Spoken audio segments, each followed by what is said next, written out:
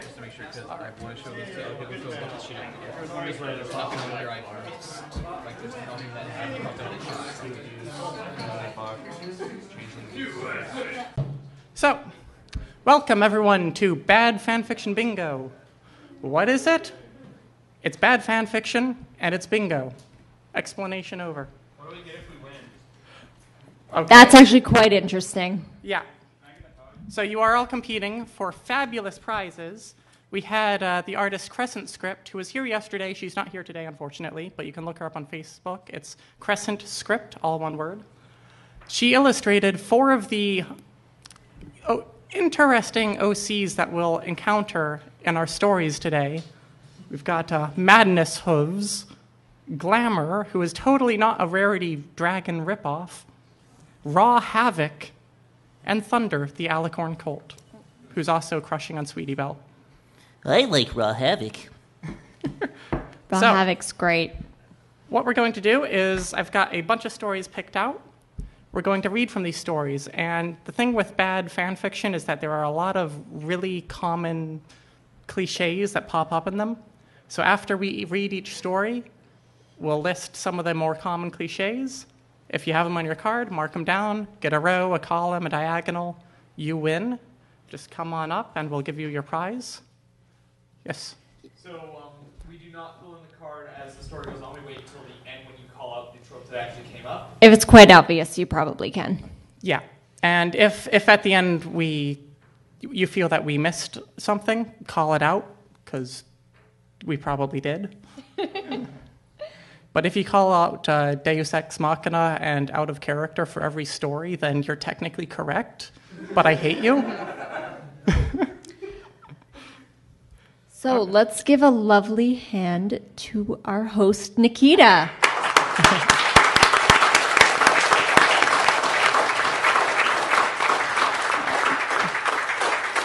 I'll have you know that I suffered so much for you to bring you these stories, and I'm so happy that you're going to share in my suffering tonight. The years of psychological trauma will never leave you. She sent me like half of them. That's why I'm here. I have to live with her. You do it to yourself. So with that, let's get started. Okay, so guys, if we can bring up the story Giving Birth. Oh, God, yes. Okay, but we have to do best pony card Yeah. forever next. Sorry, we're only a little organized here because I've been on the road all summer trying to edit these at truck stops. So this is, well, before we start, I should say that a lot of these stories are absolutely awful. But what I went for with these stories is I wasn't trying to find troll fics or just purposefully bad stories. Most of these stories were honest attempts at writing something good. They're not, which is, it's funny because they failed to do that, but at the same time, these authors did put something out there, and they should be admired for that, and they should keep writing to try to get better. That said, the first stories of authors are usually worth laughing at. So if you've ever seen like Game Grumps when Danny Sexbang reads like the awful Sonic fics, but he always gives props to the dude for putting it out there, like that's what we're trying to put out. Yeah. So we're having fun. Don't track these people down and downvote and leave all sorts of nasty comments, because... Just have fun tonight. Yeah, they put it out there. So, do we have your story here? And so We'll with find that, out. Birth of a Foal. Okay, Birth of a Foal by Evictus. Twilight Sparkle was in her room silently reading a book. She was laying down on her bed as she read away. She felt a sharp pain inside her, but had no idea what it exactly was. She was at the doctor's last year, and they said that everything was fine. She felt another pain. She gripped her midriff and gasped in pain. She waited for it to go away. Soon enough it did. She calmed herself down to wondering about what happened. She had no idea what she was dealing with. She felt something wet drop from her. She turned around and saw that it was a watery substance. She furrowed her brow as she went to the bathroom and tried to go. I should say that we're reading these for the first time. Hopefully the last. She tried to go. She didn't see any urine, which she did not get. She started to go again. The water dripped down her leg, so she wiped it up and went back out to the living room. She tried to get her mind off the pain that was going on and the water, so she tried to write an essay to get her mind off of it, when she realized that she was pregnant and her water just broken. Are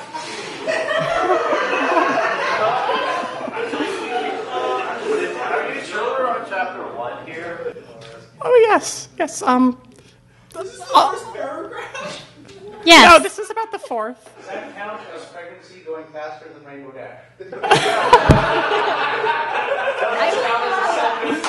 Clearly the after effects of such. Baby made in 10 seconds flat. 20% more pregnant. Then she began to panic as she had no idea what to do. She had no idea if she was going to keep the foal or put it out for adoption. She didn't have any idea how she got pregnant. She couldn't remember if she had sex, but she most probably did have it since she was pregnant. She didn't even know she was pregnant. She also wondered on who the biological father was. She probably now had to tell her friends and family what she was going to be embarrassed about. She thought about going to the Ponyville hospital, but she rejected that idea as she hated hospitals. She didn't know if the hospital would steal her foal. She didn't even know if she wanted to keep her foal. She also wondered if the hospital would judge her. Then she decided to give birth to it by herself. She sat down and levitated towels over to her with her magic. She then laid them down on the carpet. She then laid down and pushed with all her might. She squeezed her eyes shut as she pushed her foal out. She turned her head to look and saw the foal's head was sticking out. She pushed with all her might. She pushed with so much it started to hurt her. Tears ran down her cheeks as the pain was so unbearable. She stopped and took a few deep breaths. She continued to push. She stopped again to calm herself, then went back to pushing. She pushed hard with her muscles inside her walls. Tears started to drip down her face as she pushed with all her strength. She began to shake. She pushed even more. Her eyes filled with tears as she continued to push the full put. She started to bleed. She panicked, thinking it was the foal's blood, and started to cry even more and pushed the foal out as hard as she could. She screamed in pain. She pushed it out with more strength. We get it. She pushed. I'm sorry I skipped the 3 additional paragraphs of pushing. It's Dragon Ball Z. So is that... She saw the umbilical cord and grabbed the cord with her teeth and chewed it off. It was delicious. She finished and spat it out. She had no idea what to do. She thought on what to tell her parents and family as she was totally at a loss on what to do. She started to examine the foal to make sure it wasn't bleeding. It wasn't, and so she dried the baby off and swaddled it. She levitated it into her arms and rocked it gently to make it calm down. She watched the foal as she proceeded to calm it. She stared at it with no idea what to do. She didn't have any supplies to take care of the foal, and she had to think of a way to tell her friends and family. She didn't know if she was ready to be responsible for taking care of a foal. She also didn't know who the father was. She didn't remember having sex. Maybe you should look into that, Twilight. Rohypnol and Equestria confirmed. She never even knew she was pregnant. She looked down at it, having no idea on what to do next. She thought of telling a doctor, but quickly decided against that, as no pony had any right to touch it or take it. She wondered on building a crib and what that would mean. She sat down on her chair while holding the baby, wondering what to do. She put her baby in a carry pouch and then put the puck on her, and then she went to Nurse Redheart's office. When she got there, she saw Nurse Redheart on a bench having her lunch break, got right in front of her and spoke. I gave birth, and you have no right to take my baby away from me. Nurse Redheart was shocked at the sudden appearance of Twilight and was confused by Twilight's allegation. I wasn't going to take your foal away. I didn't even know you had one. The only thing I would do would be to give it a health check and give it right back to you for you to take home. Did you just give birth?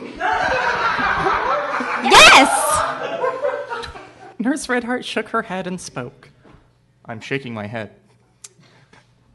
I don't know why you're accusing me of doing such a thing I wouldn't do. Alls I pretty much want to do is check the foal's health and get a crib set up for your foal, and that's a period. Which one? You wouldn't be in this situation. Clearly, there are 2 periods here that should not be. And period. I want to help you. Thanks. Twilight cautiously said as they both hugged each other. After that, they both got to work as Nurse Redheart sent ponies letters telling them to go shopping for full supplies for Twilight's little one. Nurse Redheart also sat down, and Twilight gave Nurse Redheart her full, and Nurse Redheart checked it. Once Nurse Redheart declared it was healthy, she gave it back to Twilight. Once she did, they both sat down, and Twilight apologized for acting hostile towards Nurse Redheart. I'm sorry for accusing you of something bad. It wasn't right. Nurse Redheart patted Twilight's shoulder. You're forgiven. They both waited there as baby supplies were brought over for Twilight's foal. A construction pony went over and set up the foal's room. After that, Twilight thanked the ponies that helped her with all the shopping, and they all left. Once they got that done, Nurse Redheart and Twilight both looked at each other. Thanks for all of your help. I appreciate it. You're welcome. I have one more question before I leave. What's that? Have you even named your foal yet? Twilight cursed herself mentally. She never got around to naming her foal. She felt embarrassed. To be honest, I never really got around to it. I was too busy setting up a place for it to sleep. I don't even know what its sex is. Sorry, that's what sex it is, What sex it is? Twilight said, going for Mother of the Year award. It's a mare. I'm sorry. I just never got around to figuring that part out. That part got you in trouble. I was so busy fixing up stuff for her that I didn't even get around to naming her. Her. It's a mare. It's a- just said it. My baby is a child. My girl. These stories are bad. They're not that bad. I'm sorry. Nurse Redheart walked up and touched her shoulder. It's okay, Twilight. I understand. I'm not going to criticize you about it. Does Celestia know? Nurse Redheart shook her head no. I'm going to let my parents and Nurse Celestia know. Twilight stated writing letters to them. She then sent the letters and waited. A few minutes later, letters both came back from her parents and Celestia congratulating her. She also wrote letters to her friends, and they wrote letters congratulating her as well. As soon as they got done with that, she still didn't have a name. She also started to wonder on who the father was. She was mysteries by all this. Did she even want to find out? Who do you think the father is? Twilight asked, as if Nurse Redheart should somehow know who Twilight had sex with. And of course, I really don't know. Well, I'm curious. I don't remember having sex or getting raped. Again, if you don't remember it, you should really look into that. Thanks for getting me on this panel, Nikita.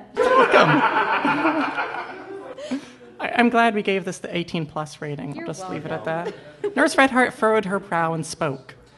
Then how did you get pregnant? I don't know. Twilight exclaimed honestly. Oh, wow, they changed the format. Do you want to find out? That was my bad. Well, no. Twilight thought about her options. Did she really want to meet the father? Or put them in jail? She had no idea on what she would say if she met him. Probably you're under arrest. She started to get an uneasy feeling. She felt like she didn't want to know. She shook her head. No, I don't. I never want to. Twilight said with a shaky breath. Nurse Redheart quickly changed the subject so she didn't upset Twilight. Okay, y'all don't have to. Why don't we think of a name? Can I keep my foal? Fucking yeah. What shit said? Of course, and it's spelled like harsh course. You can. Twilight nodded. Nurse Redheart looked at Twilight and spoke. Aren't you going to name her? Nurse Redheart asked. Twilight started to think of names again. She watched her foal sleep quietly as she proceeded to think up a name. Her name is a Chew. She thought about her daughter as she tried to put together a perfect name for her foal. I can't really come up with anything. Nurse Redheart shook her head. She needs a name. Every foal does. No parent makes their kid go nameless. Twilight might. Twilight looked at her foal and thought. She smiled as a name came to her mind. It seemed to be the perfect name for her foal. She looked up to Nurse Redheart and spoke. Shining Star. Her name is Shining Star. I think we know who the father is. Oh, dear. Oh, dear. They're the Sparkles, not the like. Her big brother's best friend forever. Well, this fandom has a strange obsession with it, that's for sure. Yeah, Tony. Yeah, Tony. You may now check your incest card. Yeah. Nurse Redheart wrote it down and left Twilight alone with her foal. Twilight leaked tears of happiness as she looked at her foal. The end, apparently.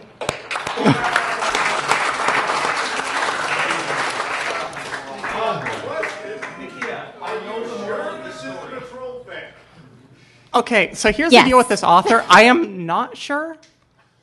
This author has written over 200 stories in the past 2 years.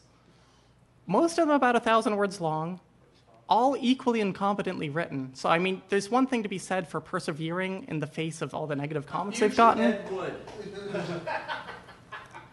That's giving them a bit too much credit. Nikita, which one's next? I need to figure out. All right, so I think at the very least we can put out of character to the max on for that. And Tony, what is the moral of the story? The moral of the story is always wrap up is winter. All right. Can we kick him out yet? Yes. All right, does anyone else see any tropes in that story? Amnesia. Yeah, okay, I'll buy that. Amnesia? If you have amnesia, mark it down. If you have amnesia, you won't remember to mark it down. Do we know if Twilight is a princess or not in this? It sounds like it isn't, but I don't know. Yes, you in the ears. Yes. I would. all canon. Let's, yeah. Okay. This Don't- was one of the lost episodes. Yes. So, Have they used It's My First Story, or if you don't like Nope. it, don't read it? Nope. nope. They want you to read this because they hate you. They hate you so much. Now, can I put in self-insert? No, No. don't worry. Are that you will the pop father? up later. What about Faust-based religion? Because No, now I could I think I'm argue going Alright. to cut it off here. Gonna Okay. cut it off. Cut it off. Sorry. Next story. Sorry, Cameron. Next Alright. story. honestly didn't hear the answer. What was the answer on blatantly ignoring Cho Chang? Did we say that was good? Nope. No? Okay, that's Gotta That go is with a note no. Because, hey, Twilight didn't even know she was pregnant, so why would we know that she's pregnant in the show, right? Maybe she is pregnant right now in the show and no one knows it yet. That is. She is looking a little chunky. Okay, so let's move on to a best pony friend forever. Oh, boy. Oh boy. This is the one I originally had open too. So, okay. All right. Okay, Okay. everyone got it open? I'll be Twilight and Celestia, and you can be Flash. I have no choice. Okay. Flash and no, there's a sunset shimmer. I'll be Sunset as well. So I'll mostly be talking to myself for this one. Okay. This might get a little confusing. We've got a bunch of voices. I'll be Celestia. Oh, you'll be Celestia? Yeah. Okay. We are well organized. Yeah. So this is called A Best Pony Friend Forever by Strawbella. Princess Celestia. Alicorn Twilight Sparkle, still wearing her coronation dress, went to the Princess of Equestria. Princess, can I go somewhere? My other friend and I promised to go to the back of the Canterlot Castle after my coronation. Twilight, what did I tell you about knocking? As a princess, you need to learn your manners. Twilight hung her head down. All right, you may go, whoever your friend is. Just be careful. I want you to tell me the name of your friend first. Twilight quietly. It's Flash Sentry. What did you say? I said it's Flash Sentry! Say my name, baby. You mean the new guard? But Twilight Sparkle was already outside, running to her friend, Flash Sentry. The not-so-important meeting. Flash! Flash! Twilight came running to the dark blue and light blue maned stallion wearing the Royal Guard armor. Hey, Twi. Congratulations to being a princess now. Flash Sentry bro-hoofed her. They were at the back of the Canterlot Castle, the ground filled with old, dried-up leaves from old, gnarled trees, and pieces of plastic were scattered all over the place. A good place to be a secret hideout. Thanks. How did you even know? How did you even, become a Royal Guard? I mean, it's been such a while since we met in Magic Kindergarten, and then we met again after I journeyed to Canterlot High. She shivered at the memory of fingers and legs. Well, my father is one of the Royal Guard, and he brought me here to train to be one. I missed you so much, those days we were apart. All those ponies in middle school are Sunset Shimmer clones. Ugh. The guard shivered. I'm shivering. Well, but it's a good thing we met again. Thanks, Celestia. Twilight poked Flash. The two of them poked each other until it was time to say goodbye. Is that code? Oh, wow. Bye, princess. Flash waved. Good night, Flash. Twilight waved back. Next chapter, Jealousy Spreads. Meanwhile, Sunset Shimmer, in a secret place, stood looking at a picture with Flash Sentry and Twilight Sparkle on it. She grabbed this and crumpled it. Soon, she thought. I'll get Flash Sentry away from her. She ruined my life once, and I'll ruin hers. Twilight was startled to see Sunset Shimmer talking to Flash Sentry, using her hoof to curl her fiery mane. Twilight came to them with an angry face.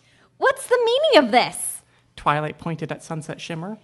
And you're a meanie. You bullied Fluttershy and me and the whole student body. It's Canterlot High. Twilight's mane and tail became fires, very hot fires, while strangling Sunset Shimmer. Flash, help me! Why?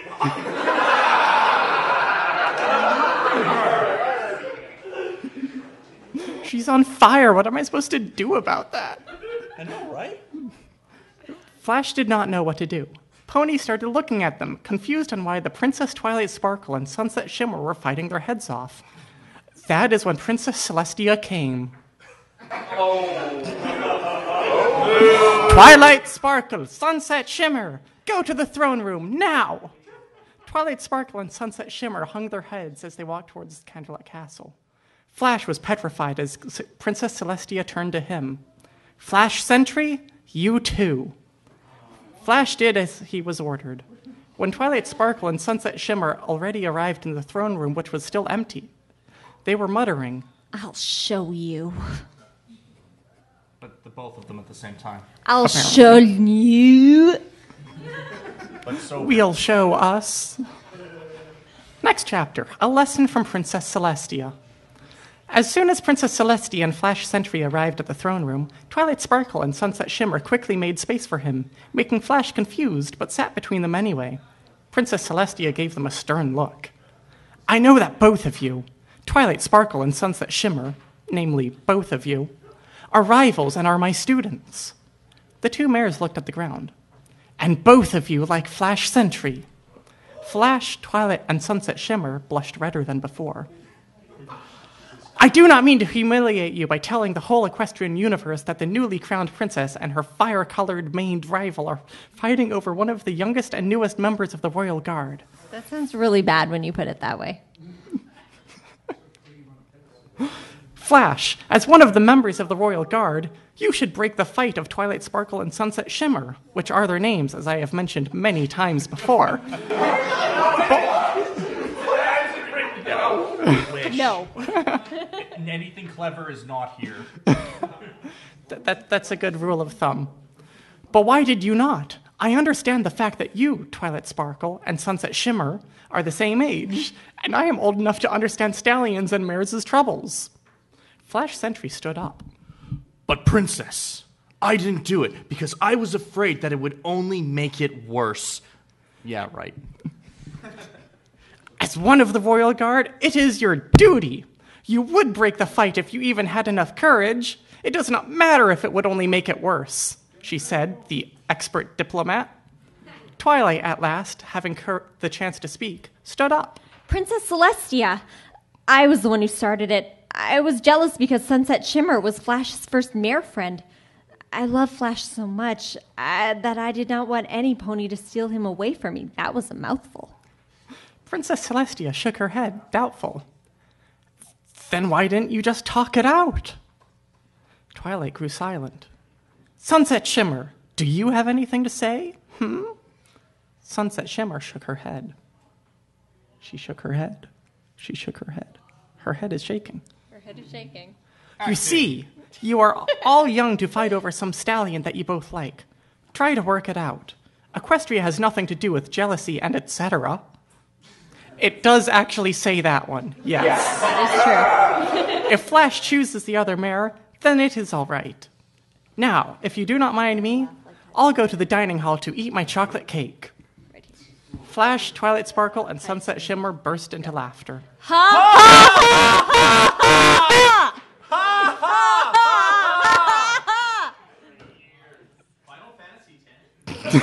Star player of the Xanarkand Abes. That was bad and you should feel bad. The crossovers come later. Bad and you should feel bad. No. Get out. Get out. That's it. That's it. Final chapter. You were warned. Final chapter. Flash Sentry chooses. The end. Flash Sentry sighed as he walked alone the streets of Ponyville, wondering who he will choose. Both of them are great, but Twilight Sparkle, I've known her since we were in Magic Kindergarten. You know, as a Pegasus, I was in Magic Kindergarten. Magic wings, duh. Magic touch.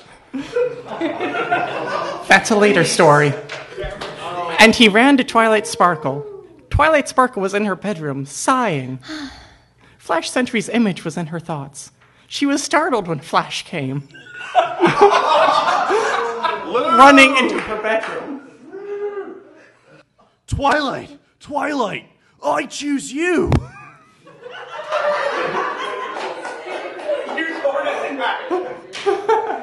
Twilight, return. You realize I'm Gary Oak, right? Sam. I'm aware. That's Gary Oak. You should look him up on Fanfiction and downvote all his stories. Twilight smiled and hugged him tight.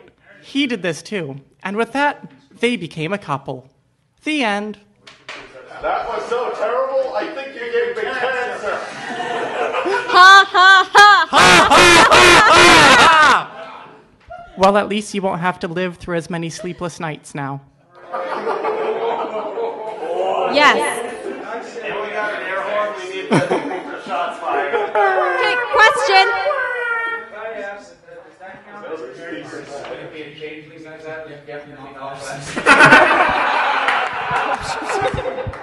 No, Flash Sentry's just based on me. It's all good.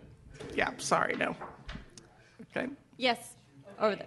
That was clearly because the Flash Sentry was in a relationship with Sunset Shimmer. He was clearly the human Flash Sentry, so therefore it's human in Equestria. I'm going to say no to that one because for some reason it was also Sunset Shimmer in Equestria. If you stretched any harder, then Twilight wouldn't have to push so much. Okay, well, but before we get through all the suggestions, here's what I've figured for this story. We've got sudden point of view change because, well, Sunny is in her room and all of a sudden Twilight is there for some reason. We have instant romance and blatantly ignores Shokan, and I think we can all agree with that one. Yeah. Do Ex Machina, because all of a sudden Celestia literally came out of nowhere and just solved everything basically at that one point. That's true. That's kind of her function in the show, though. But that doesn't make it any less to do Ex Machina, even if that is her function. No. Lavender Unicorn Syndrome Well, we could ask Tony, but it's basically, instead of saying, blah, blah, blah, Twilight said, blah, blah, blah, Rarity said, it's, oh, yes, I do like dresses, the Lavender Unicorn said. Well, I happen to make dresses, the Alabaster Unicorn said. Does that count as the fire main mare? Yeah, I would count that. Yep, I'll count that. Lavender Unicorn Syndrome. You have to use it a lot before it's True. technically considered syndrome. Doing it once every so often is okay. I would count that one. Either way, it will show up later, Okay, so mark really it down. quickly, you. Yeah. At the end, they talk. Nope. Nope. Possibly meta humor and crossover if we consider the Equestria Girls. Nope. Nope. For both of them. Yeah, I didn't see any meta humor in there. Yeah, really quickly. Assuming that those were title chapters every minute or so. Yeah. So super short chapters. I would count that. It's borderline, and don't worry, that one will be marked down later. Okay, We do let's actually start. have to move on really quick, but Yeah, so. I was going to say, chapter where nothing actually happens. Second chapter, nothing really happened at all. I'm going to say no. Again, that will come up later. Hamper Who's and Wait Who's This? I didn't recall any of those, sorry. All right. Two ponies, I say that's a herd there. I would go with that one. Borderline, not really, but sure, mark it down. Yeah, I would mark that I want one people down. to win these. So, all right, we're going to move on to the next story now. Okay, what's the next All right. one? A complete psycho gets teleported to Equestria. I don't even think we have one. So this is one of the ones where I'm not sure if it was initially meant to be a troll fic. This author has left the fandom saying that all you bronies need to leave because it's super cringy, as opposed to his YouTube channel, which is totally not edgelord cringe. What's the YouTube channel? Redhead Productions. So we're going to start in chapter 3. Keep in mind that in the first two chapters, which I am not reading tonight because this is 18 plus, not not whatever the hell. Jack wakes up in Equestria, kills and mutilates Fluttershy's body, has sex with her severed head, kills Angel, has sex with its severed head, hides the evidence, and then goes to town to see if he can find any other ponies to kill and have sex with. So this is Cupcakes, basically. Cupcakes is more clever than this. But it's on the. Yeah. Yeah, you can mark that one. No. Okay, After waking... That would be a self-insert. Literally. I would count that as self-insert. No. Oh, because they're all Havoc, right? No, this is not self-insert. This is Chapter 3, Investigating. After walking for about 15 minutes, Jack finally made it to the edge of some town. He looked over and saw a sign. You can read this. Welcome to Ponyville, huh?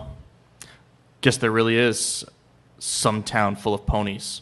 Where am I? Jack's thoughts was interrupted by two voices in the distance. Jack looked past the sign and saw two ponies walking in his direction. They didn't see him, so he stumbled around looking for somewhere to hide. He glanced to the right and noticed a bush and jumped in it. The two ponies walked by. One was orange and had some kind of cowboy hat on. The second was younger and had a bow on the top of her head. The orange one said to the little one, Come on now, Fluttershy wants me to come watch her pets while she goes out. But sis, why do I have to come? Well, apparently Angel's sick, and I kind of want some help to handle that darn bunny. They continued talking, but their conversation got hard to understand as they walked away. Jack got up from behind the bush. He said to himself, Shit! Well, there you go. Shit! You need to know. They're going to that cottage I was at. Thank God I decided to hide the body. No one should find it for a while. Jack watched the two ponies walk away from him, and then you have to scroll down through 37 pages of nothing. He killed himself! Stop going to this website! Please, overcome this brony phase like I did! You may not think it, but you're ruining your social life! Yeah, go to The a end. mature fandom like Steven Universe. Okay, what now? And that's it for this story. So, let's see, what do we have for that one? That is Human and Equestria for sure. Yep. All right, I'll accept I'll answer 4 of these. OC dated the main character. I mean, he dated the No. other side of the way. No. At the end of the story, when he says everyone leave Japan, does that count as an author's aside in the narrative? I would count that as an author's aside. Yeah, I'll count that. Author's aside in the narrative. All right, anyone else? We good? No. Does it count as if you don't like it, don't read it? No, because you have Nope. to go through 37 pages of stuff. Yeah. Okay, next Vic. Okay, The Daughter of Reason by Madness Hooves. I'm going to read the author's description for this one. Madness Hooves is a mare who retold by Ponyville Comte. See practically nothing about himself, and the ponies have the problems with her to cope as they are very resilient and also quite aggressivist. Twilight Sparkle, Rainbow Dash, and the rest on research they learn by what has happened to Understürzen, it an adventure of the past, a past of madness. Ausgelevert, Hooves is defenseless. Can they redeem Madness Hooves? Written by Google Translate. Way to spoil it, come on. Chapter 1, A New Pony in the Village. Perhaps I should introduce myself first once. My name is Madness Hooves. I am a black Pegasus pony with a little bit strange gold patterns on my eyes. Even my own eyes are weird. I have a ruby red iris. Indians are again a dark red iris is. Only then will I get my vertical slit pupil. Glow in the dark even. My mane and tail are black. My pony up to peaks that are blue ink. I also have a strange purple streaks in my mane and ink blue and purple streaks.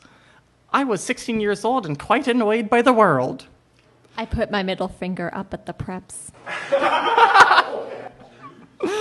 Anyway, I was new in Ponyville to hide myself from certain people. Unlike most Pegasi, I did not come from Cloudstale, you know. That's Cloudstale. That was almost clever. I'm not sure if it was intentional. At school, in which I was kind of an outsider. First, because I looked so weird. Secondly, because I had no desire to grapple with me idiot, whereas my intelligence, massively underutilized, felt bullied, and the other, simply because they were different or are. So I went away immediately when I had completed this class. My path led me here, and now I'm here in Ponyville. Be discovered, not sneak through the streets and alleys like a criminal, too. Why matrimonial? The next day, I would need most to know anyway. I've heard people here to live, for example, one of which is not quite right in the head. Skipping forward. I still walk the streets, but a little more open and less like a thief on the prowl. I think straight about some things that had happened in my past. No beautiful things. Oh no, definitely not. When I suddenly, by a loud, "Hello!" frightened and Will Ostrush lead by the nose in the dirt. I looked up and saw a figure in the dim light. I saw a pony. It probably had a bushy mane and a bushy tail as well, and it grinned at me wide.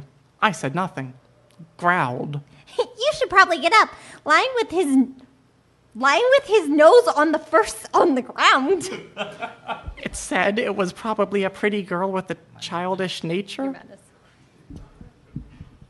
Oh, really? Yes, you're quite dirty. Oh, duh. That's all I needed. A pony that makes me aware I fell down. It probably had to be the mare, who was claimed by, not really, in the matter, to put it mildly. Somehow. Mildly. So at this point, I stopped being able to understand what was happening, as I'm sure... Oh yeah, you weren't following along? All you need to know is that the following line is spoken by someone, and I'm not sure who. I know that I am pleased that you have to say I do not even extra. Now vomit your own brain. I know that I am pleased that you have to say I do not even extra. It means I know that I am pleased that you have to say I do not even extra. It means you're so extra. You can't follow that? They don't even extra. So simple. In order to follow that, you have to be from Japan. And after that, they go to their house and go to sleep. The end, I guess, since this hasn't updated since 2012. So we'll all have to find a way to live without knowing what happens next in this tale. No. So I can't. before questions, let's see what I have seen from this. Obviously written by Google Translate, because I'm pretty sure it literally was. We've got a self-insert, because the author's name is also Madness Hooves, so they're very subtle about that. Got a red and black OC, and undelivered promises, because did anything in the description happen in the story? Were you able to tell what happened in the description? So this counts as story does not match the description. Yes. We'll mark it as that. Okay, one more, and then next story. OC friends with main 6. She wasn't friends. She very clearly does not like Pinky, the pony that says that she fell down in the mud. On his Alright. nose on ground face. Yeah, I'm assuming that Madness Hooves is genderqueer or something, because the pronouns were confusing for me. Okay, so No, that's not. That sounds canon length. Okay, let's go to Lucilla's diary. Okay. There are no spoken parts for this, so how about we just alternate chapters? Okay. We'll just go down the line. You'll start to understand why, if you think you had a legitimate point and I said no, it's because it will come up later. This is one of those cases. Let me just find the story here. I have about 20 of these prepared, so hopefully, for your sake, we don't get to all of them, only most of them. All right, Lucilla's Diary by Press Start. I'll start with the author's description. The first alicorn, Lucilla, was told that keeping a diary is nice, so that's what she does. Follow her as she lives until the last entry. What? The mystery of who she lived will finally be revealed. I don't know how many entries I will do, but I hope that I will do about 100 entries. Join us as we read about 100 entries. How many entries? About 100 entries. Actually, they only wrote 27. Yeah, it's approximately. Same order of magnitude. All right. And we're not reading all of those 27. Again, you're welcome. Entry 1. I was told that this is a common thing here, so I'm giving it a try. I don't remember where I came from, but the ponies here are also nice. I wish that I can get to know them better. They call me their goddess, but that doesn't sound right. I'll have to find a smaller name to go back, one that makes every pony happy. All right, head down the line. Oh, we're just going one. Yeah. Entry 3. I love the fillies and colts. I snuck out and spent the day with them in the park. One adorable cream-coated filly with mint green mane called me princess instead of goddess with one D. She was so adorable that I decided to be a princess. It felt better, and that way my ponies are happy. Oh, you guys gave me the hard one. I just learned that the filly's name is Mint Dragunov, and double V, and that she is an orphan. I have to adopt her. I just have to. Because all the cute fillies are named after Soviet marksman rifles. Yeah, right. Entry 8. I requested that Mint should come to the palace. I never mentioned why until she entered my room and the guards stayed outside. The look on her face when I told her that I'd adopted her was adorable. I not only had a daughter, but someone else that I can be around in the palace instead of those stuffy guards. Well, there we go. Entry 13. I ran into a pony when I snuck out again. He was incredibly nice and can skip a rock 15 times with his hooves. All he can do is make it kaplunk into the water. Mint seems to like him. I wonder where he lives. Okay. He said that he was checking out the sights. Too bad I forgot to ask him his name. Entry 14. The pony that I saw 2 days ago was Prince Sombra of the Shadowlands. All the maids seemed to be jealous of me for being so casual with his. He asked for an alliance, but I could tell he was happier just to spend time with me. Of course, I accepted the offer.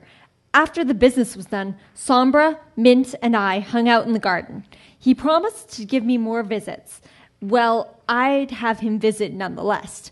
Well, mainly because of this weird feeling. Felling, I'm sorry. My actual grammar takes over. This weird felling. I can't quite tell what it is. Entry 16. I remembered something. I remember that I lived in the sky. How is something I don't know yet? I'm actually scared of what my past is. Well, no matter what it is, I'll keep the life I have now. Entry 17. Sombra visited again, and this time he brought Mint and me sweets. I found him a joy to be around. I hope that I'm not missing something here. He's been visiting a lot now. Nonetheless, he and Mint have made my stay here enjoyable. Please let this never stop. Please. On another note, Mint picked up some very pretty flowers. She is a very sweet girl. It's been 2 weeks since I last written in this diary, so let's see. Mint had to spend some time with her friend in town. I had to reject visits from Sombra for business meetings, and I had a lot of boring conversations with trade ponies, so I had no fun at all. Bummer. Entry 24. Some guards was red in the face when he accidentally bumped into my flank. It wasn't a fever, because I tried healing him. I'm still wondering why his face was red. I'll ask Sombra about this later. He'll probably tell me. Entry 27. It's been 1 week. It's been 1 week since my last entry. I asked him about the guard. It's spelled G-A-U-R-D. Let's not focus on the mistakes Sorry. in the stories, because we'll get to that. Don't worry. Oh, boy. He had to shoo away Mint to tell me. I didn't know why until he gave me the talk. I'm not going to recover from that talk, and from the look of it, neither will Sombra. Now I wish I didn't know. So, for those of you that thought that stories written in diary style were way too interesting, I appreciate how the author went with the realistic approach, and that reading someone else's diary is really boring. And I skipped the boring parts. And I hope this answers the question of why I wasn't accepting short chapters and chapter where nothing happens before, because that describes this entire story, so please mark both of those down. Also, did we mark a character as an alicorn, because Lucilla is? OC is royalty. Yep, OC is royalty. You can mark that down. Bingo. Hey, come on up! Bingo! Woo!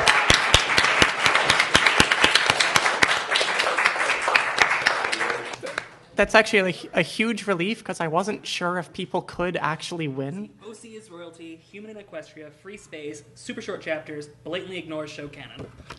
There you are. Thank you. Enjoy. Hot dog! We have a first wiener!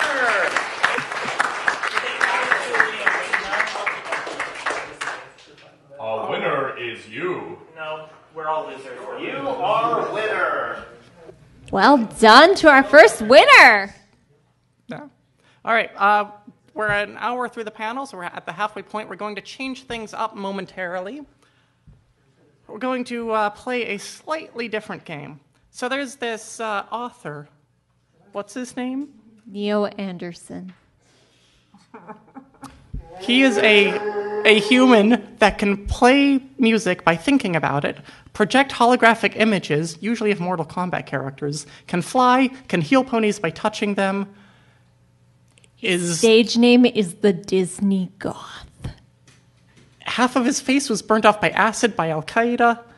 He only ages on his birthday, which is every Friday the 13th. Basically, he's a super cool guy. You should really read all his stories. So cool. But one of the quirks that the author has is that they write extremely long sentences. Like, unbelievably long sentences. Sam, you are going to try to read one of these for the crowd. What we're going to do here is we'll get a few of you to come up and try to read the entire sentence on a single breath without making mistakes. Do we have any volunteers? Oh, is this Death of Argon? Okay. Sort of, yeah. Come on up. All right, so let's form Corey a in the line back. of... you call some people out. Okay, I called 2. Okay. Let's got, go for or like Tony, 5 or come on 6 up. people. You two, come on. Sorry, I'm picking people whose names I know. That's really bad of me. Okay, Colson, you come up too. All right, so Sam is going to give you an example as he fails to read this single sentence. Come on over here, guys, and take my This is microphone. from chapter 20 of the story. It is a very long story. I've read it all. Please don't. Please don't. All right. Fly, you fools.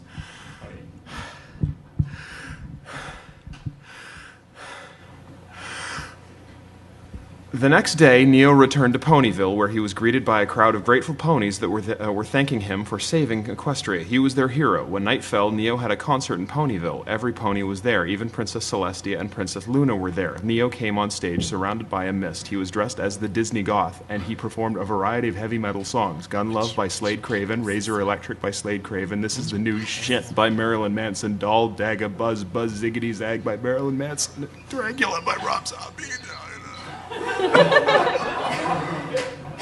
That was all a single Nikita, sentence. That was not all of it. Nikita, so that I can pull it up for our lovely volunteers, which file is this? This is from the story MLP. Oh, MLP. Big as a friendship. Okay. This is from the story MLP, The Acceptance of Friendship. All right, so you're up with Just start at the chapter 1. Actually, you've got an easy one here, so. Okay. So more pressure. Actually, no, that's too easy. I'm sorry. That's only a short paragraph. I could do that easy. No, Yeah, that's yeah, not that's fair. way too easy. That's not fair. Yeah. Let's start with chapter 3. Start with chapter 3. That's difficult but doable, probably.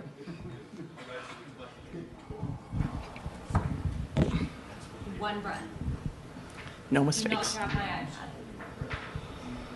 Nurse Redheart giggled at what he was saying, and she said, "It's amazing what everybody can dream about." She pushed the cart by Neo's bed. Then she gently put her hooves on Neo. She lightly shook him and said, "Excuse me, sir, it's time to wake up." Neo woke and stretched. He looked around the room and saw the white pony nurse. He was startled for a second, but remembered... Damn it. Where he was and faced the nurse and said, "Good morning, nurse." Nurse Redheart smiled warmly at Neo. Neo blushed a little bit. All right. Good try. Well done. I'd like to point out that there was actually a paragraph break in the middle of that sentence for some reason. Corey, you're up. Chapter 4.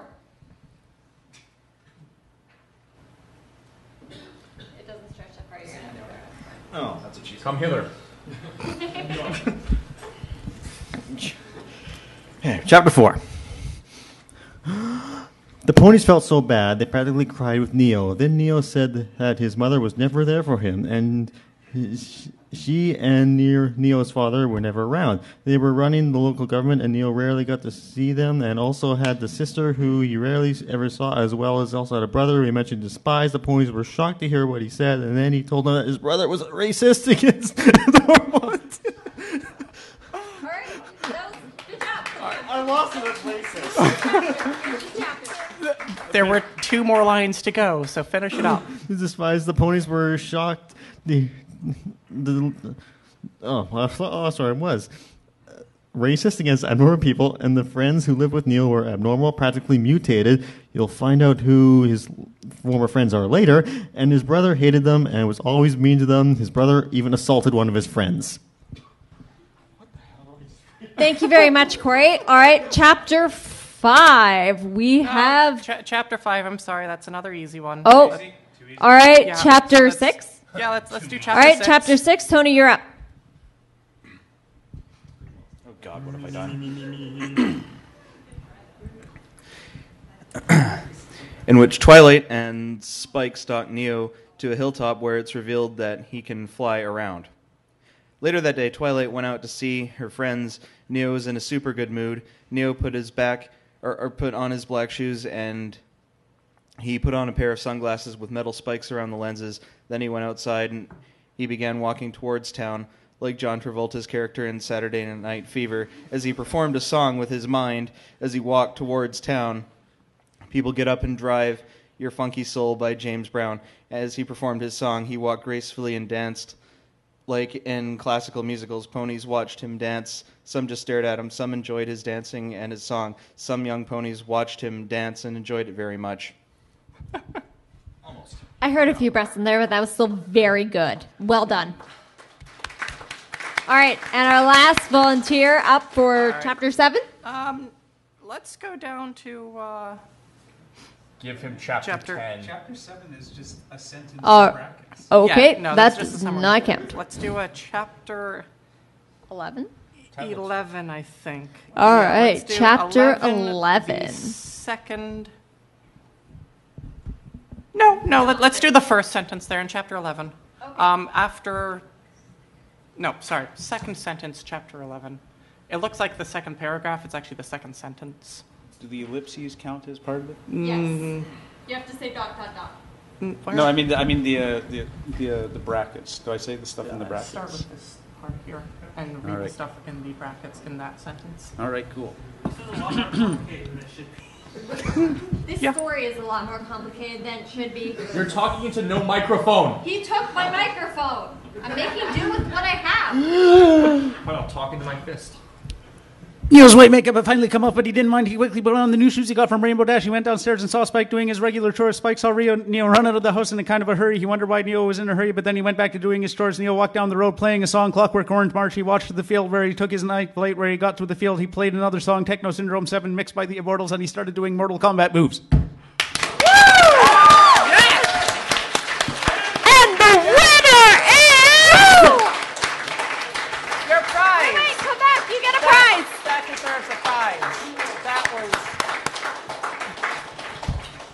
That was impressive.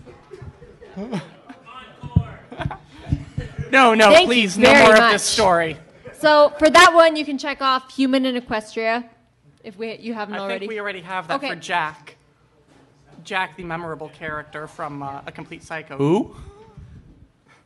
Okay. All right, Next story. let me pick the next story here. It's so hard to choose. There's so much pain. Are you guys having fun? I am glad to hear that. There are 2 birthing stories here. Okay, you noticed that too. Oh, yes. 4 or 2 in total? 2 in total. 2 in total. Okay. Do you want 2 more? I can do a search right now. No. All right, next one. Okay, this next one, I'm actually going to have to say it does deal with suicide. So if anyone has a problem with that, yeah, this is the warning. If you have a problem with that, either you can wait outside, we can call you back in, or I do have other stories. I can read them instead. It does handle it extremely poorly. Amazingly poorly. But is everyone okay with that? Yeah? Okay. Okay. Worse. Watch and learn. The moral of this story is just awful. Okay, this is They Can't Take What's Ours. Did someone recognize that? Oh, yeah, I do. Oh, no! Wait, who recognized that? Oh, shit, You poor soul! I remember you sending me this one. I almost want to give you a prize just for that. But, Okay. But nothing can heal your soul now. Let's just get this over Yeah. with really quick. Okay. This is They Can't Take What's Ours by Mitchie. Chapter 1, Fight for Love. Be Rarity and Twilight. You've got the voices sorted? Yep. Rarity, Okay. Twilight, Rainbow. Okay. Okay. On a twinkly night, the friends find out about the relationship of Twilight and Applejack. They weren't exactly that happy. Applejack, you should break up with Twilight, said Rainbow. I agree with Rainbow this time. Being mere friends seems unbecoming, said Rarity. Granny once said, be yourself, that's all that matters. And I still stand on that, said AJ. You're Rainbow. Oh, yeah, I'm Rainbow. Well, fine. We'll just sit here until you make a decision. So they sat together. They didn't know what They didn't know that what they hear next is not good. We should ask for your parents' help. My family's too busy. Applejack noticed the tears of Twilight. She was in pain. My parents are dead, remember?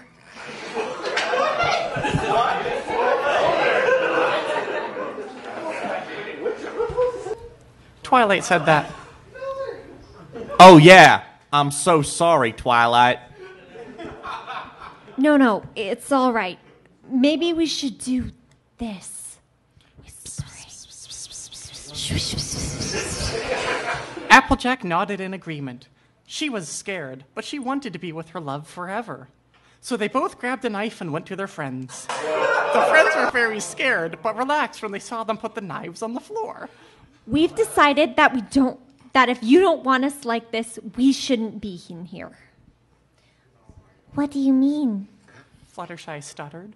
Oh, that escalated quickly. We're gonna kill ourselves. It's a joke, right? Pinky said. Nope. We are serious this time. Twilight said, using her magic one last time to lift the knife. Twilight and Applejack stabbed the knife on their bodies. With one last breath, they shouted, "Ah!" But southern accent.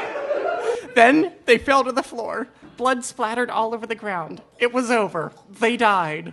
The friends backed away in fear and pain and ran to the mayor. What? The mayor asked.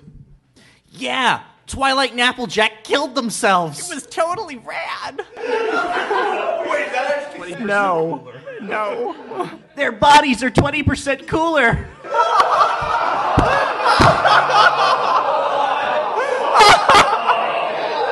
You can give me my prize now. I award you no prize, and may God have mercy on your soul. Anyway. Oh, holy crap. Rainbow said, trying to be fearless, but inside she felt scared. We should get the funeral held next week. The friends left the town hall and went back to their homes. They thought about how they would be in heaven, happy and fearless. They remembered how they screamed in pain and agony, how tense they all were when their bodies were lying on the ground. Those thoughts cradled them to sleep. The next week, all the relatives of Twilight and Applejack, minus their parents apparently, were at the funeral. They mourned for their now dead beloved. The friends were there. They were not speaking until Princess Cadence in shining armor came up to them. Twilight and Applejack headed for the afterlife. Cadence said. It was a painful thing for her to think about, seeing that she had many memories with Twilight. I think we need to tell you something. Cadence in shining armor nodded and headed for a quiet spot. So tell us what you think you need to tell us. We think we are the cause of Twilight and Applejack's death.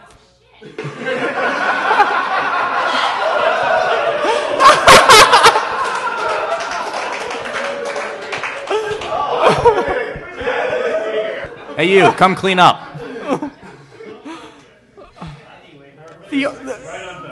The older ponies were not surprised. Shiny? Well, why would they want to die?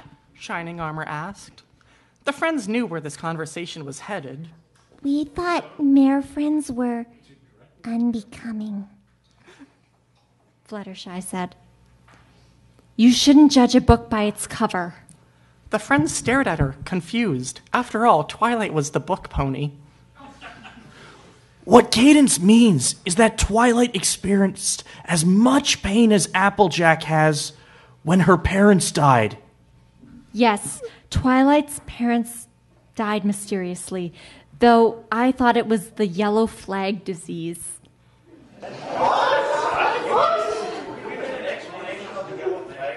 No, you may not. The friends gasped. Yes. Twilight was in pain for a month. When she left Counterlot, I believe she was in much more pain. Applejack was the only one to comfort her. So, Twilight fell in love with Applejack. And Applejack fell in love with Twilight. We noticed that it seems their bond is stronger than we thought. So now that they died, I'm sure they're happy where they are. But don't fret. They know that you would feel this way. No comment. The older ponies left and the friends were left in the lonely fields. Hello? Rarity? Rainbow? Pinky? Fluttershy? A familiar voice said. Then they saw Twilight and Applejack, except they were glowing in purple or orange. I saw you talk to Cadence in shining armor. We just wanted you to know that we don't need you to be guilty. We're friends. We'll always be intact. The friends nodded. With a smile, Twilight and Applejack left in a whip of white dust. The friends left feeling a bit happy.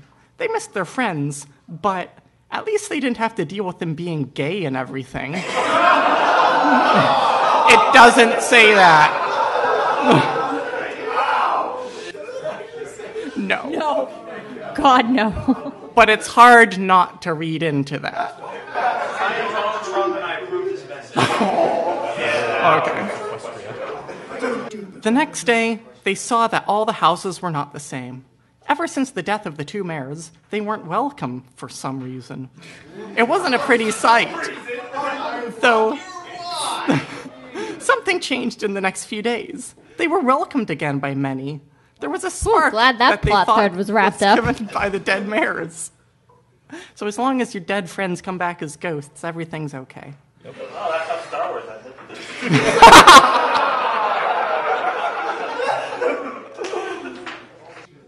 Up above, in the clouds, Twilight and Applejack watched as the ponies were back to their joyful selves. It was truly a happy sight, a sight which they will never forget, because they're dead and incapable of forgetting anything, because they're dead. But what's more, they will never forget that magical bond that brought them together. The magic of friendship and harmony and pressuring suicide. your friends to kill themselves because of their sexual preferences. Yeah.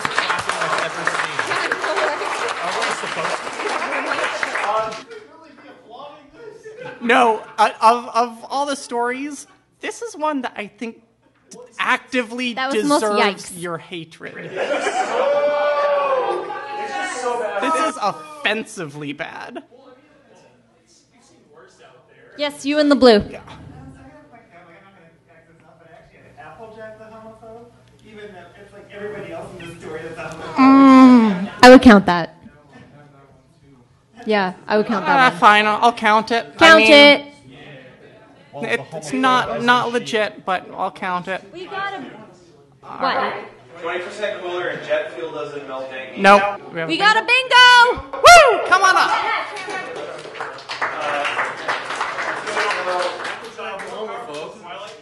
Super short chapters, playing the Norse canon, some in POV change, and Alicorn OC because of that goddess princess story.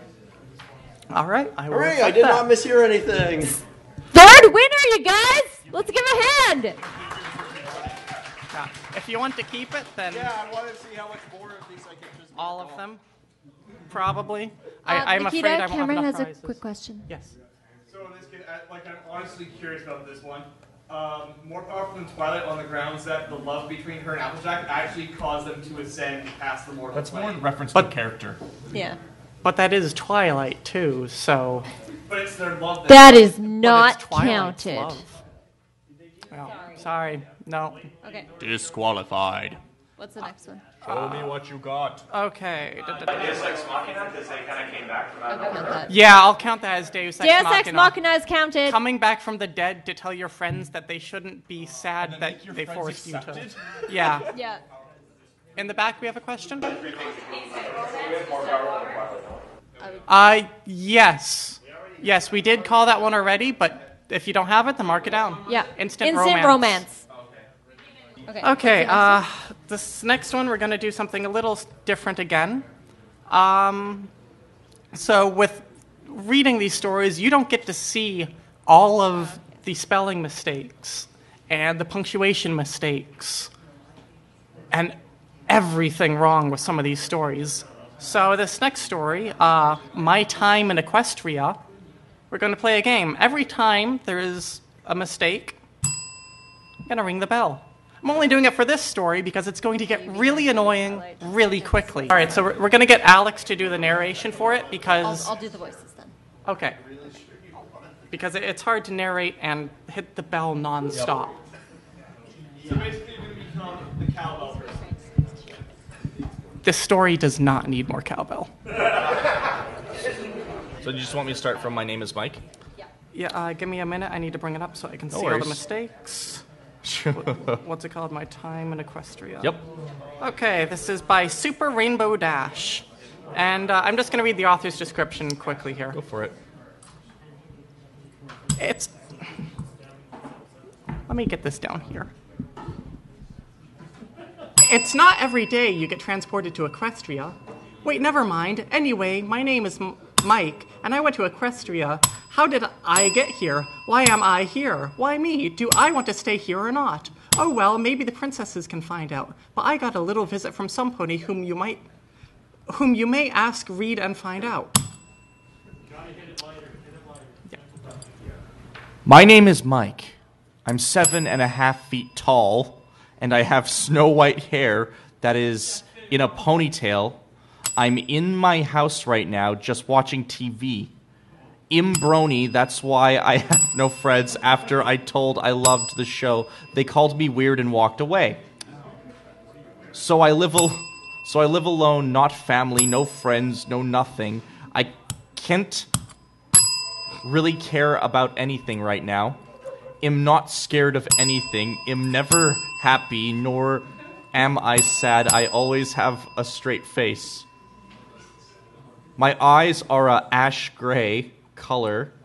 I wish I could just go to Equestria and get away from this madness. I was watching My Little Pony. I know almost everything about My Little Pony. The episode was over already, so I grabbed my black hoodie, turned off my TV, and walked. Oh boy. I walked in the forest. It's the only place I get peace, but while I was walking, it started to rain, thunder, and lightning. I just kept my pace. I didn't care if I died. It's not like anyone would care anyways. While I was walking, I found a mirror?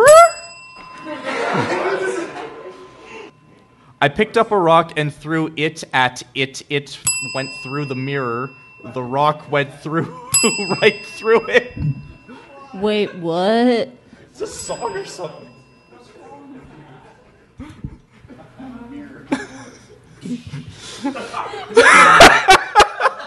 I hate you.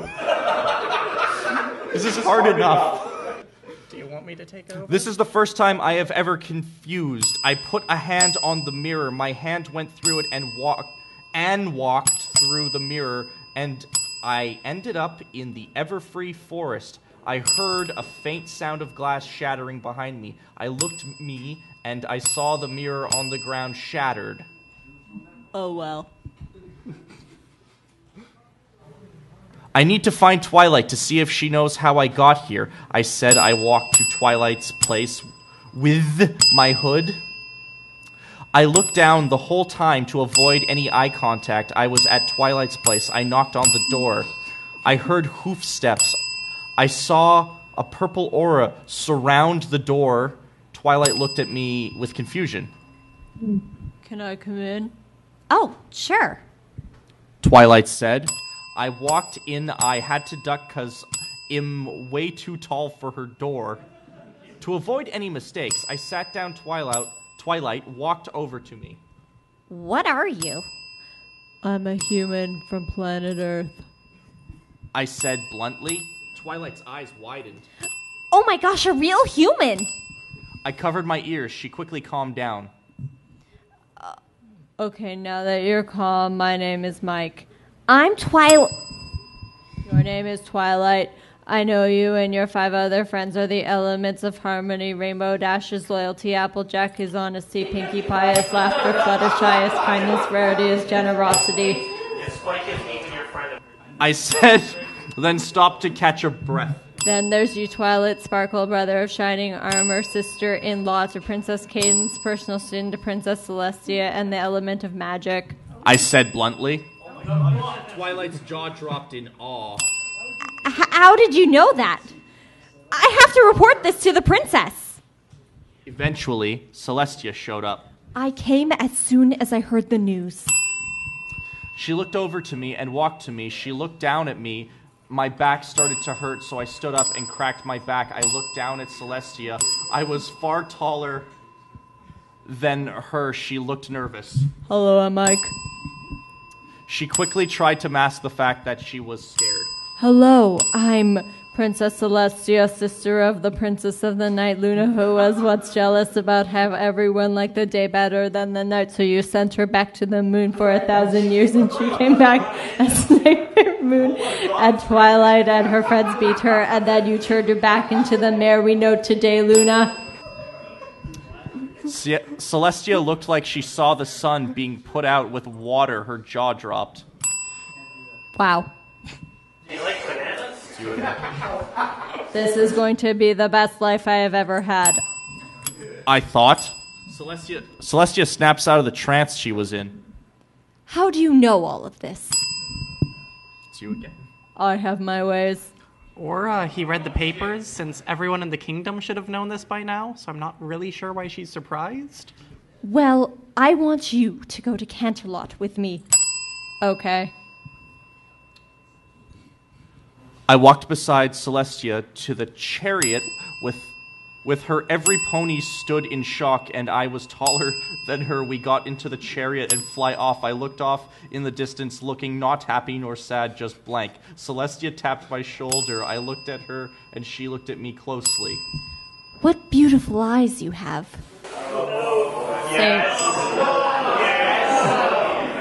Same. Same to you. Why don't you smile or even frown? I forgot how to. Then the rest of the trip was silent the rest of the way. The end. Yes, seriously, it just ends. That is the end. And now I accept the sweet, cold embrace of death. Nikita was being nice. There was a lot of punctuation she didn't tap for. It would have just been like ding, ding, ding, ding, ding, ding, ding, ding. So, imagine trying to read your these name stories. Is Twilight and your friend. Every time you encounter one of those mistakes, you've got that little twinge going, no, this is wrong. So imagine that little bell next time you're reading a story, noticing typos. Please do. And remember me and this face. Pavlov's fanfic. That's an educated joke. Of course you didn't get it. All right, well, let's first, what did we have for that one? We're doing awesome. Yes, very much the sad, friendless Brony. Not that he's sad, he's just neutral. Oh, is he dating main character? I'm going to say no, because all they did was comment on their eyes. Like main That's character. also Celestia broke in here. Does it count as meta humor at the beginning? For which part? I don't think it's supposed to. No, that's not comedy. No. I don't think this is comedy. Crossover? No, because I don't think Mike is from anything. I would say that he's Mike an author is just insert, Mike. and it's human in Equestria. But he does not feel pain or sad or joy or angry. He just feels blank. No, I actually didn't make a square for it. That is legit, though. But that's not a square. Okay. We are getting down to our last half hour, so let's try to get through a couple of my favorite stories. I've subjected my friend there to this one. We were driving up to the Northwest Territories, and you could see him twitching to the ditch. This is called Return of the Changelings Re-Edit MS. All one word at hotmail.com. So who's in this? There's a scientist. This is Raw Havoc, so you're Raw Havoc. I'll be guard. I'll be. What kind is Raw Havoc? Return of the... He's Chaos God. So do you want me like as edgy as I can? Yeah, you can. Okay. So oh my God, yes. Okay. Yeah, this is the funny. Yes, this story you can't actually find it on FimFiction anymore. But if you use the site FimFetch, they do have an archived version. I highly encourage you to go read it because I'm only reading a tiny snippet of it. This is the one that I found. I just want everyone to know that. Yes, she found it. Blame her. She is responsible. Yeah. And also, there are sequels to this. What? Oh, yeah, there are several. So, this is called Return of the Changelings, Re-Edit, MS, by Raw Havoc. Chapter 1, Strange New World. Author's Note. The reason the dislikes are high is because I forgot to label this as the first step in my OC's adventure in Canterlot. So I've put in the title the word MS because this stands for main story. P.S. Grammar and punctuation is not used much because it confuses me because I'm an A+ science student, not a writer. But I'm giving it a go. He spelled a go wrong. And I'm not really enjoying my time on FimFiction as much as I thought. That is all. Now read the fic if you won't. So, skipping the first chapter, in which Rainbow Dash sees a giant meteor impact in the middle of a glowing purple hurricane, Luna deploys her guards to retrieve the impactor, saying to bring it to a military facility where he will fly into her arms. Wait, where are we skipping This to? is at the military facility. The air was thick with smoke as the royal guards surrounded the burning ruins of what some ponies would call a giant metal cocoon. But this was more than a cocoon. It had a strange language engraved around the bodywork. The guard commander told his men to take the cocoon back to the lab and run experiments on it. A couple of days went by as the scientists deciphered the cocoon, and the strange language turned out to be an encrypted message saying, "This is your only hope of survival." Why does it have a message like that engraved on it? How could a giant lump of junk like this be our only survival? But at 11:35 p.m., things take a weird change. One of the security officers trots in to find that the cocoon is shattered into pieces. Seeing this, he goes over to investigate. As he walks down the 3 sets of stairs to the lab, suddenly the lights switch off, only to be replaced with a dim red light from the generators. As the guard who got to the last set of stairs, he heard the sound of a giant pair of wings flare up behind him. They also have very long sentences in this story.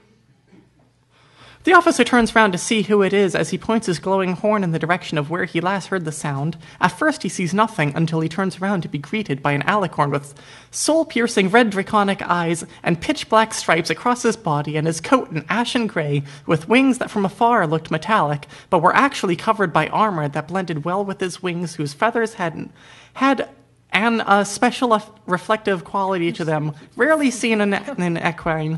His mane was a dark black color with 3 purple stripes in it, while his tail was much the same, except the purple branched off into several different directions. Basically, some 13-year-old thought this was so cool.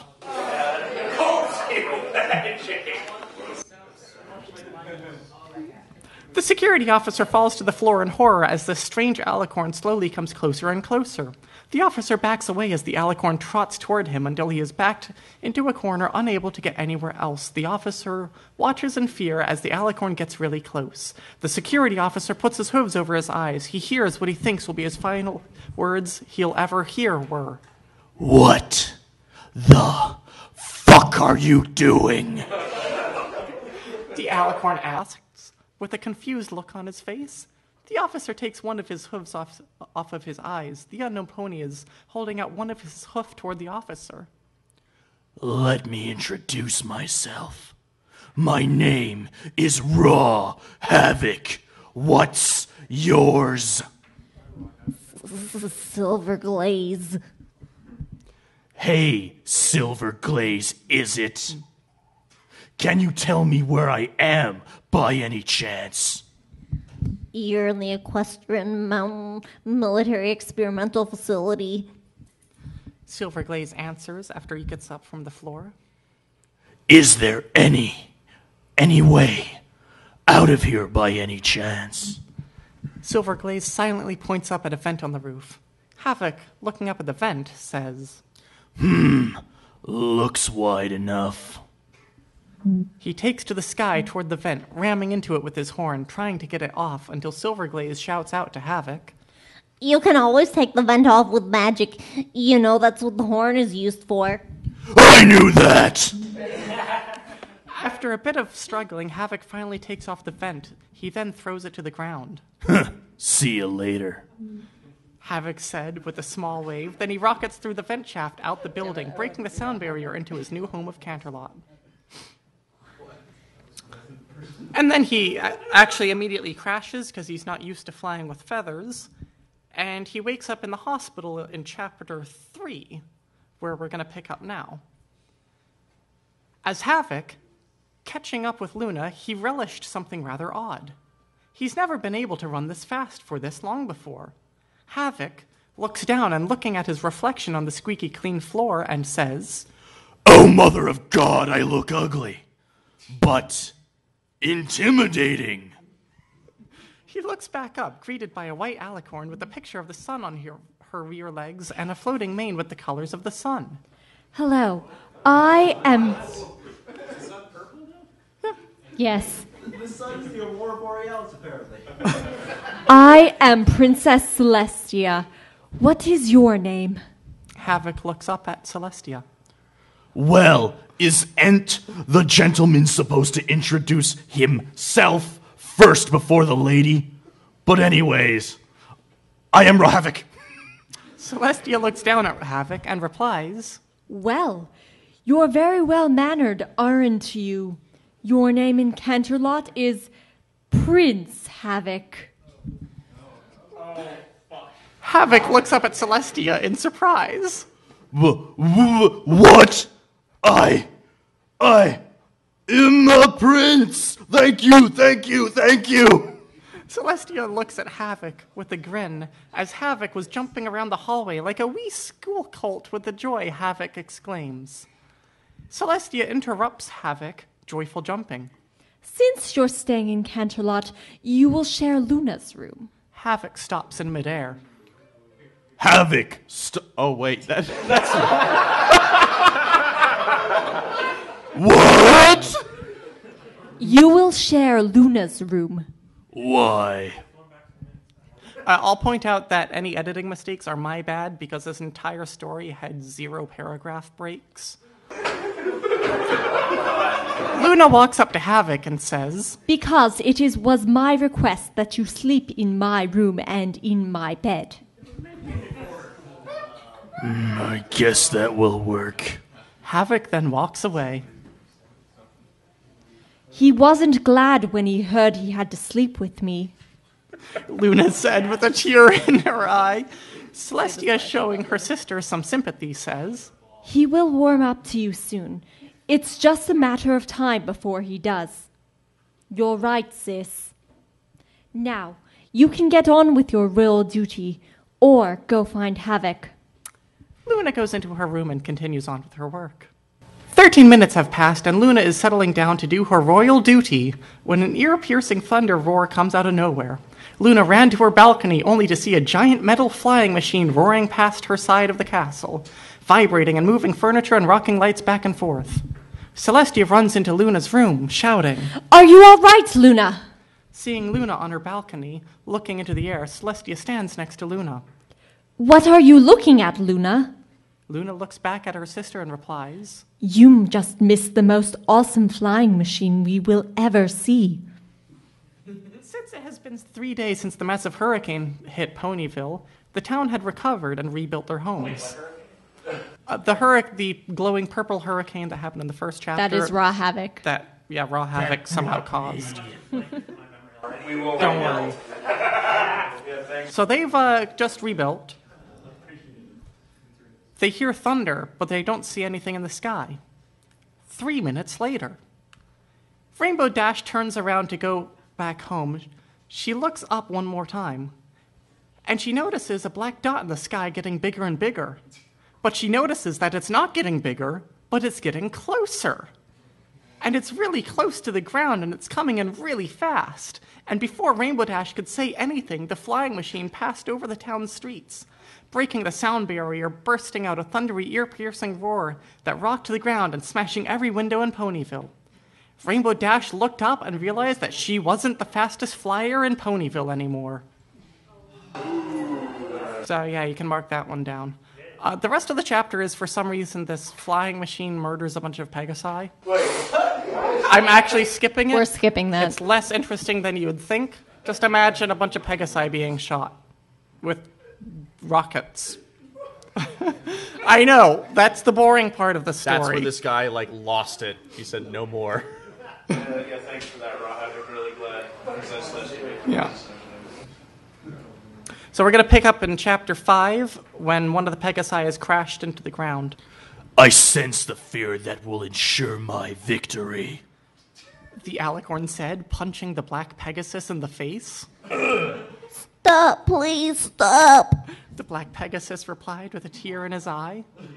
Get up and sow me some pride and solidify your place in time. I can't. I'm just a farm worker, not a monster. Who the fuck are you calling a monster? I'm calling you a monster. Why you? Said the Alicorn with fire in his eyes, pulling back his hoof for the finishing blow. Just look what you're doing to me. Just look at the families you destroyed when you killed them Pegasi.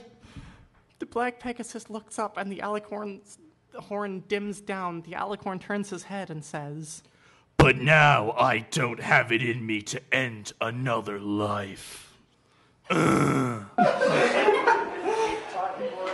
The black Pegasus, still in shock on the ground, replies, You've got a conscience telling you to stop. No, I don't! I've been brought up to have no conscience! Why haven't you killed me by now? I've brought great shame to my race. No, you haven't. You're a pony. We don't fell shame. The Alicorn looks to the left and exclaims, What the fuck is that? The black Pegasus looks to the left and notices the black cloud coming towards Canterlot. Changelings. We have to get to Canterlot before they do. We can get there quicker. I use Thorn. The black Pegasus looking at the Alicorn in a state of confusion. The Alicorn, noticing the Pegasi's confusion, exclaims, It will be quicker to show you than to tell you. You won't it. The black Pegasus nods his head up and down, signaling a gesture short for yes. It does actually say that there, yeah. The stallion telling the black Pegasus to stand back. The next thing the black Pegasus had seen was a full-grown Alicorn turning into a 5-story high robot warrior kitted out with gadgets of supreme firepower, missile launchers, 85 caliber Gatling guns, combustion jet engines, and then it transforms into the same flying machine that killed all those Pegasi in the sky battle. And the black Pegasus heard a voice come from the machine. This is my jet form. It's an F-22 Raptor, completed with radar, thrust vectoring for extra maneuverability in the air, and stealth to hide us from enemy radar. That's if your race has radar. Rad. The black Pegasus climbs into the cockpit of the jet and straps himself to the seat. The cockpit window closes the jet to take off vertically. It then suddenly moves forward, pushing the black Pegasus into the seat. Now it's time for war! And I'm going to skip the war and just leave that last chapter to you guys to read on your own. Sorry. All right, questions. Well, during the massacre of Pegasus, was one of the Pegasus Scoodaloo? No, sorry, no scoot abuse. Let me just quickly There read was off. someone at the back who Let me read them off because basically I'm expecting a lot of bingos for this one. I have got Faster Than Rainbow Dash, Alicorn OC. I'm going to call it a hybrid race OC because jet plane Alicorn. He's a jet. I'm not a jet. I'm an F-22 Raptor. We got a bingo. I'm going to say COD Black Ops Pony because they love describing those Gatling guns. Self-insert because, again, the author's name matches the main character. OC dating main character because, yes, in this story they are explicitly dating somehow. And excuses in the description. So how many of you got bingo from that? 1, 2, 3. No, I don't have bingo. Okay. On instant romance? Does this qualify as either jet fuel can't melt, or doesn't melt No, memes, or it does not. This is my first story? This is my first story. No. First story. Or Yeah, this I'll say first story, yes. Okay. People who have a bingo, please Okay, step if you up. have a bingo, yeah, please come up here. Slim Shady. Blue shirt. Celestia tried to get the OC in question to sleep with Luna. Do we count that as Princess Celestia, or...? No, sorry. Nope. Sorry. No, that was Luna's idea, apparently. Thank you. You can keep the card and keep filling it in if you want, just for fun. That was awesome. I trust you. I like your Raw Havoc voice. That's great. I based it off a wrestler, Triple H. Oh, I thought it was Bale's Batman. The rest of the story is at least this good. Please check it out. Question in the back? Sorry. Okay, so what Lavender Unicorn Syndrome is, we explained it earlier before you got here. It's when instead of just referring to a character by name, when an author repeatedly says, blah, blah, blah, said the Lavender Unicorn. Oh, yes, I also like dresses, replied the Alabaster Unicorn, instead of using their names. You got a question? Would turning into a jet be considered more powerful than Twilight? I'm going to say no, because I would like to see a more explicit reference for that one. Yeah, in the front. Does that crossover with Transformers? No, I'm going to say no. I have a question about the story of why. We don't know. Why not? Are you questioning me, boy? No, because he fights the Changeling King. Oh, yeah, I forgot that part. The changelings that were a major plot that just came up with Havoc going, what the fuck is that? What the fuck is that? What the fuck is that? What the fuck is that? Why am I saying that twice? Okay, I am your last clone. story, unfortunately, we're going to have to miss my other favorite story, but we were hoping that Vincent would be able to be here for this one. But we'll just have to do it without him. So if you would like to read as Flash Sentry, this is Flash Sentry, Stealer of Waifus, Savior of Worlds.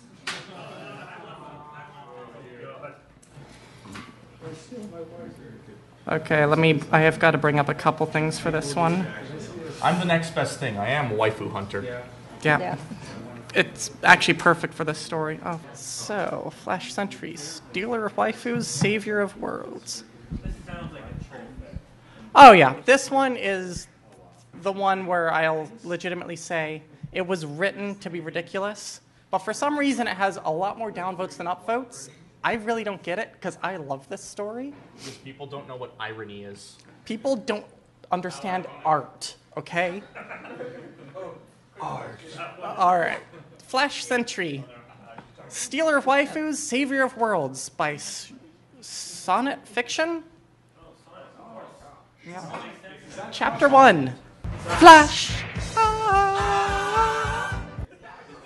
First Base awoke with a start as the sound of thuds came from his brother's room. He pulled himself out of his bed and began his walk from his room down the hall. What is he doing? He's lucky Mom and Dad work nights. I really don't think he wants to get yelled at any more than I do. He thought as he reached the door. First Base turned the doorknob and looked inside. And what he saw, well, it confused him. In front of him was his brother, at the top of what appeared to be a pile of gutted appliances and technology that probably outlived their usefulness during the 90s. Flash, what exactly is all this? Is this a project for school? Flash jumped up a little. He had been so focused he had not even considered someone else was in the house. Oh, hey little bro. Sorry, did that last attachment wake you? Yeah, so what are you working on? Flash breathed a heavy sigh. He knew that the day would come when he had to explain himself, but he was hoping he'd have had a few successful trips under his belt so that he could fully showcase the importance of the trek he was about to embark upon. You know how I dated Sunset Shimmer all those months ago? I remember a couple guys at school hassled me when we first started dating, saying I stole their waifu, you know? Okay. And then when Twilight came here, I got all this anonymous hate mail in my box calling me a waifu stealer. What I never told anyone was that hearing that got me so hyped.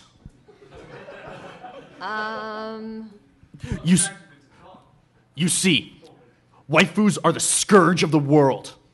People making up imaginary wives and all that jazz.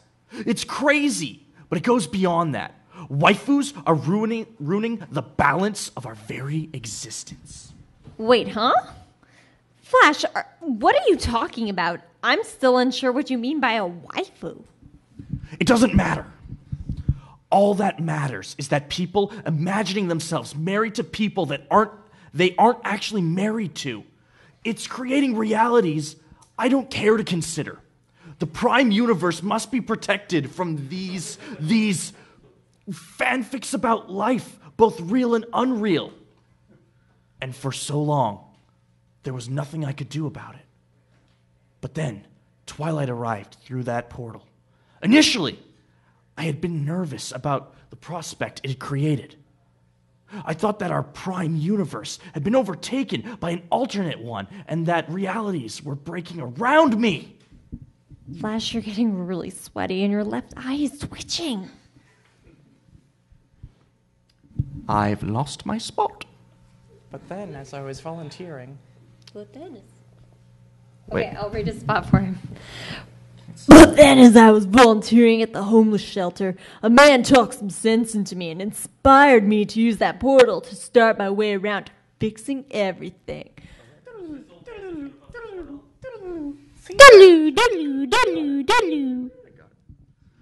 I'm telling you, it's a terrifying concept. I mean, waifus could be a serious problem. Maybe we're all doomed. If only I could fix it. I have a dream that I will be able to craft a world without waifus. Excuse me, I apologize, technical malfunction. Just do it! Stop giving up. What do you mean? Don't let your dreams be dreams.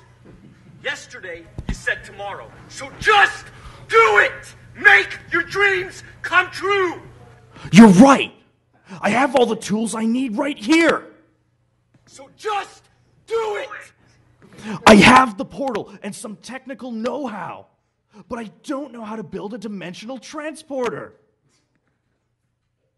You should get to the point where anyone else should quit, and you're not gonna stop there!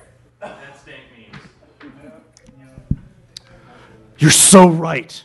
I'll work as hard as I can. With you by my side, we can figure this out. His new partner in crime cupped his hands around his belt loop and squatted in agreement.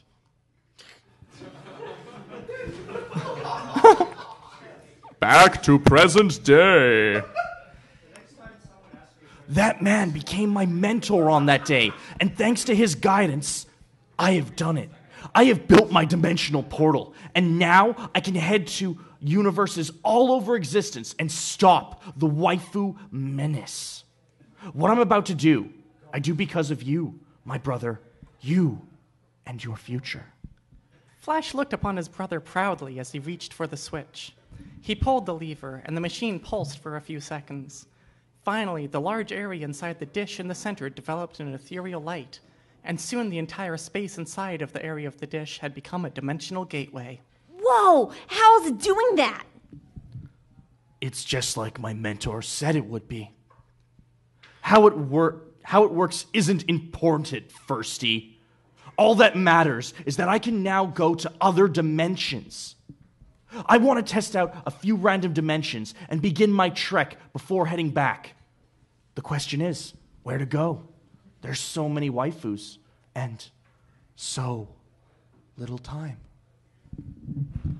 Wait. So you mean to tell me that you, at the advice of a guy you met at a homeless shelter, built some kind of hole in reality so you can steal waifus? I don't expect you to understand the necessity of taking away the threat of people having waifus.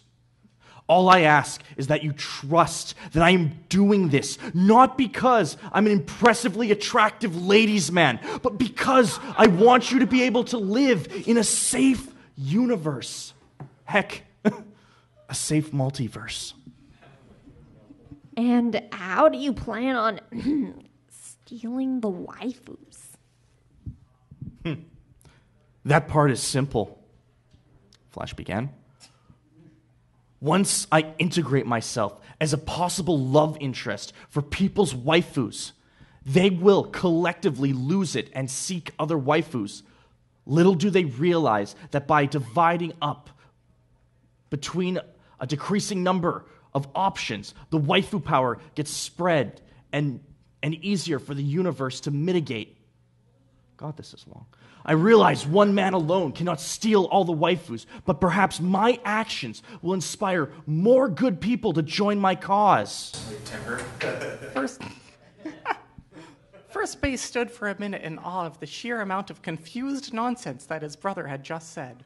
Clearly, he was convinced of his importance and would not be swayed. Well, if you're really doing this, then you'll need something. He ran to his room and picked up a cassette tape. He ran back and handed it to Flash. Play it. Flash! Savior of the universe! This is perfect. Thank you. And I love the lyrics. I will save every one of us. Look out, waifus! Here comes the Flash! And with that, he walked through the portal, ready to steal waifus. Somewhere, miles away, a homeless man instinctively yelled, "Do it!"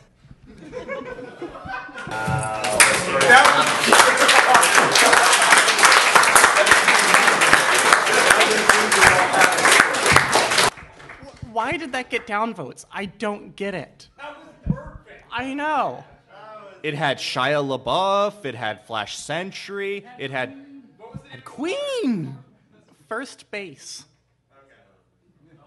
Is he a long-lost sibling because we've never heard of him before? No, not calling it, sorry. But we've... His brother was named first base? I'm pretty sure, yeah. Does that mean his mother never made it to second base? No, she gave birth to first base because she skipped him the first time. Sam, we need to get you like a tack vest. All right, so we've got some dank memes there, and we've got some meta humor. Ognid. Oh, fuck, I'm reading my card backwards. I mean, bingo. You were saving that. I know you were. I'm going to make you watch me rip your prize in half. No, make him eat his prize. All right. Oh, Very you're good. so close Enjoy. on so many levels. Wait, Alex. We didn't give him the real prize. Free coupon to go see a proctologist. Nope. I don't think joke has continued. I don't think even a proctologist would be successful in getting his head out of his ass. So I'm afraid we don't have any time for any more stories. So does anyone else actually want these? Right here. Crossover? Yeah. Not really. I was going to read a Sonic crossover fanfic for that, but you can come up and It get was one. way past cool. Sadly, we ran out of time. Yeah. We didn't go fast enough. Gotta go fast. I cannot wait for Sonic Nikita, I want one. Sam. Yeah. Well, I can get you one later. Oh. Oh. Or does it even matter? I'm trying to get... Everybody gets one. Everyone, take your badge of shame. We hope you guys had fun. Thank you so much for coming. Yeah, thank you so much. I'm sorry.